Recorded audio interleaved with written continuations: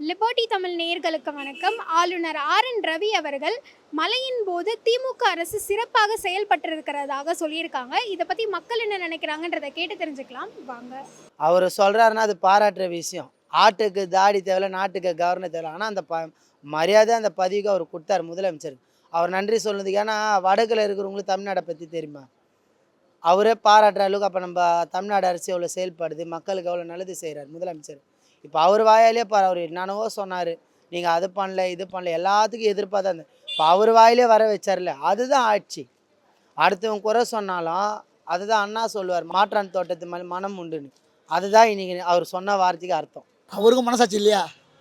நம்ம அதுதான் சொல்லணும். எல்லாருக்கும் மனசாட்சியோடு தான் செயல்படுத்தணும். குற்றச்சாட்டு எல்லாரும் சொல்லலாம், செயல்பாட்டு எல்லாம் இருந்தால் பாராட்டணும். அது விரோதியாக இருந்தாலும் சரி, நண்பராக இருந்தாலும் சரி, நல்லா பண்ணியிருக்காங்கன்னு பாராட்டணும். அது நம்மளுக்குன்னு ஒரு தமிழ் மனசாட்சி ஒன்று இருக்குது, அது பரவாயில்ல, நல்லா பண்ணியிருக்காங்க. ஆளுநர் பாராட்டி பேசுனது சமீப காலமாக தமிழ்நாடு அரசுக்கும் அவருக்கும் பிரச்சனை. இவங்க சொல்கிறது அவர் கேட்க மாட்டார், அவங்க சொல்கிறது இவங்க கேட்க மாட்டாங்க.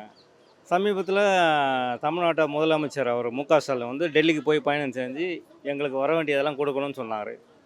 அதுக்கப்புறம் திருப்பி இங்கே ஒரு கிண்டியில் இருக்க ஆளுநர் மாளிகையில் விருந்து ஒன்று வச்சாங்க, அதில் போய் கலந்துக்கினாங்க. அது ஒரு விமர்சனம் பண்ணாங்க மீடியாவில். இவர் ஏன் இப்போ போய் கலந்துக்கினாங்க, என்ன பண்ண போகிறாங்க, இவங்க கூட்டணி வைக்கிறாங்க, எல்லாம் பேசினாங்க. இருக்கட்டும், பரவாயில்ல. இப்போ சமீபத்தில் அவரோட பையன் அவருக்கு ஆமாம் உதயநிதி ஸ்டாலின் அவருக்கு துணை முதலமைச்சர் போஸ்ட் அவர் சொன்னார். எல்லாரையும் கூப்பிட்டு வச்சு கடந்த ஆண்டில் மழை காலத்தில் என்னென்ன நடந்தது இப்போல்லாம் இருக்கக்கூடாது, அங்கங்கே பெரிய பெரிய மோட்டார் வச்சு தண்ணி எடுப்போம். இது பார்க்க வேண்டிய விஷயமே இல்லைம்மா, இது யோசிக்க வேண்டிய விஷயம். இது ஒரு மக்களும் யோசிக்கணும். எந்த ஆட்சி காலத்தையும் நம்ம நடந்தது கிடையாது. தலைவர் ஆட்சி காலத்தில் நடந்தது. மேம்பாலம் ஃபுல்லாக யார் போட்டாங்க? தலைவர் போட்டார். இப்போ இருக்கிற தலைவர் போடுறாரு, நாளைக்கு டெப்டிஷனும் பண்ணுவார். மேம்பாலம் போட்டால் தண்ணி கால வடிநீர் வாழ்க்கை ஃபுல்லாகவே சீரமைப்பு பண்ணி போன மழைக்கு சொன்னாங்க. இந்த மழைக்கு முக்கால்வாசி இடம் முடிஞ்சு போச்சு. ஒரு 25% தான் முடியாமல் இருக்குது. அதுவும் கண்டிப்பாக முடிஞ்சிடும். அடுத்த மழைக்கெல்லாம் சென்னை மாநகரம் செழுமையான செம்மையாக இருக்கும். சரிங்களா? கண்டிப்பாக தண்ணி இருக்க சான்ஸே கிடையாது. இது மக்கள் கண்டிப்பாக வரவேற்கிறோம். நிலையான ஆட்சி தரத்தை எங்கள் தலைவர் மட்டும் தான் முடியும். அடுத்த 2026லேயும் பொற்கால ஆட்சி கண்டிப்பாக தொடரும்னு சொல்லிட்டு நாங்கள் கண்டிப்பாக நம்புகிறோம். கண்டிப்பாக நடக்குமாது சூழ்நிலை தான்மா. அதாவது சென்ட்ரல் கவர்மெண்ட் தன்னிச்சையாக செயல்படலை இப்போது. ஏன்னா mkஸ்டாலின் மாண்புமிகு முதல்வர் mkஸ்டாலின் அந்த அளவுக்கு அவங்கள செயல்பாடு இல்லாத அளவுக்கு நிப்பாட்டார். அதனால் இப்போது வேறு வழி இல்லை. ஏன்னா rnravi கவர்னரு அவர் வச்சு தான் இப்போ மேட்டை சால்வ் பண்ணிடணும். இல்லைன்னு வச்சுக்க அது மேலே மேலே பிரச்சனைக்கு தான் கொண்டு போவோம். அது பாராட்ட வேண்டிய விஷயம் தானே, வேறு ஒன்றுமே இல்லை. பாராட்ட வேண்டிய விஷயந்தான். அவர் பண்ணது கரெக்ட் தான்.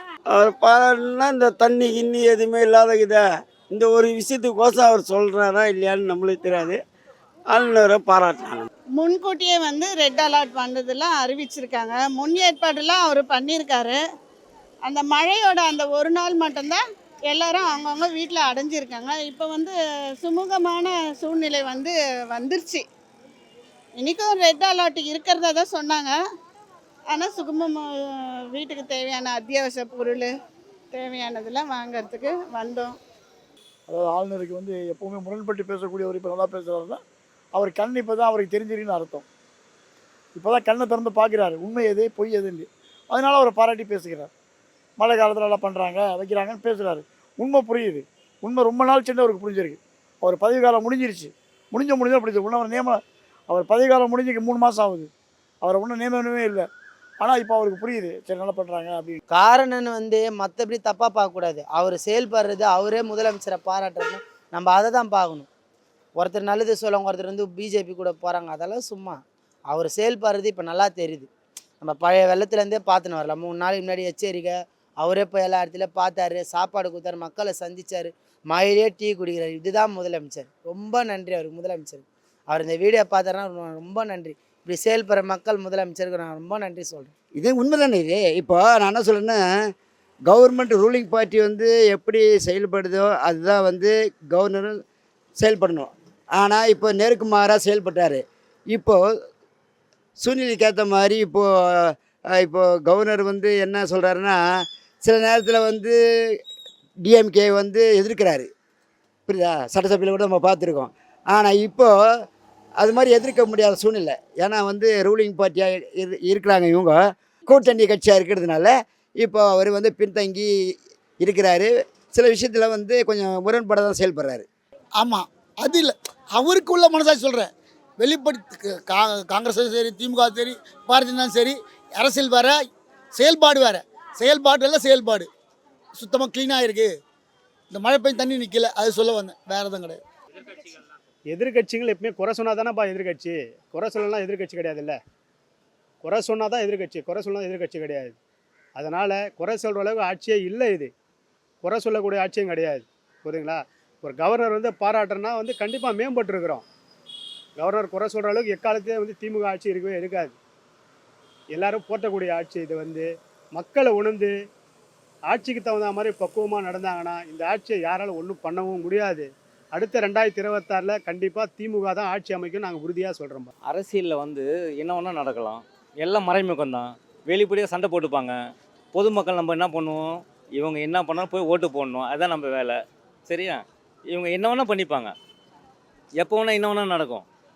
அதுக்கப்புறம் ஆளுநர்கிட்ட இவருக்கும் சண்டை வருது, இவரு டெல்லிக்கு போகிறாரு, அவரு டெல்லிக்கு போகிறாரு, எல்லாரும் டெல்லிக்கு போகிறீங்க. நல்லா செய்கிறாரு. இப்படி தான் இருக்கணும் ஒரு முதலமைச்சர்னா, இறங்கி வந்து வேலை செய்கிறாரு. ஓட்டு போட்டுன்னு போன முறையும் ரொம்ப கஷ்டப்பட்டார் அவர். அடிக்கிற அந்த வெள்ளத்தில் அந்த காரை எடுத்துன்னு அங்கங்கே போய் அதிகாரிங்களை பார்த்து, ஆனால் அது இயற்கை மாறான சக்தி, அதை வந்து குறை சொல்கிறாங்க.